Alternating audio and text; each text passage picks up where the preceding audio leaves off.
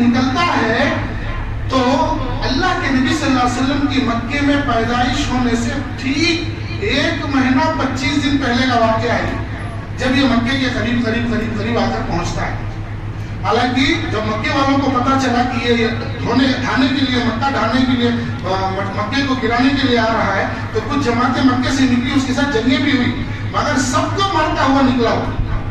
ہاتھیوں کی ایک مثال ہے زمانے جاہلیت سے یا تاریخ سے, دنیا کی تاریخ سے. جس فوج کے اندر ہاتھی ہوں فتح اسی کی ہوتی تھی, کیونکہ ہاتھیوں کو ایسا ٹرین کر رکھے تھے. اور ہاتھی پالنا کوئی بڑی بات نہیں, چاہے وہ زمانہ ہو چاہے یہ زمانہ ہو. یہ زمانے میں تو مشکل ناممکن ہے, اس زمانے میں بھی کوئی معمولی بات نہیں تھی.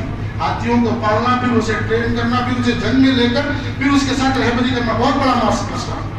صحابہ کا بڑا واقعہ ہے, خالد بن ولید کا بھی ایک واقعہ ہے جنہوں نے ہاتھیوں کو سونڈوں کو کاٹ کر کے جنگ فتح کی تھی.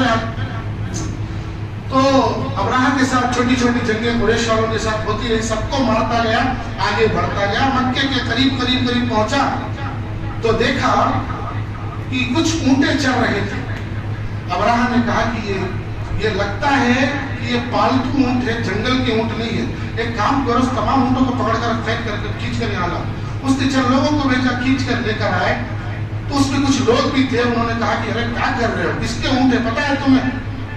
وہ اونٹ مکے کے سردار خاندان کے اونٹ ہیں اور تمام کی تمام اونٹیں ان کے گھرانے کی ہیں. ان اونٹوں کو کوئی چھو نہیں سکتا. تم کون ہو؟ اس نے کہا میں ابراہا ہوں. اس نے پوری تفصیل سنائی.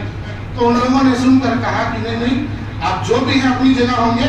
یہاں اگر ہے تو ایک تو کعبۃ اللہ کا گھر ہے, دوسرا یہاں قریش, 2 ہی طاقتیں ہیں یہاں.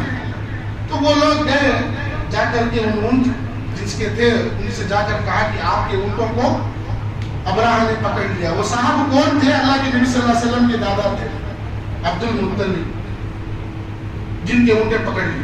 جب ان کو پتا چلا تو یہ ابراہا کے پاس گئے, نہتے گئے اور پوچھا کہ بھائی کیا بات ہے, تم نے میرے اونٹوں کو پکڑا؟ انہوں نے کہا, استاد ابراہا نے کہا کہ میں مکے کو ڈھانے آیا ہوں. تو حضرت نے کہا, نبی صلی اللہ علیہ وسلم کے دادا نے کہا, کیا ہی تاریخ جملے ہیں, کہا کہ اگر ڈھونے کعبۃ اللہ آئے ہو تو جاؤ ڈھو. میرے اونٹ کیوں پکڑ لیے؟ میرے اونٹ چھوڑو, میرے اونٹوں سے تمہارا کیا کام, تم نے تو وہاں جانا ہے, جاؤ. اس نے بڑا پریشان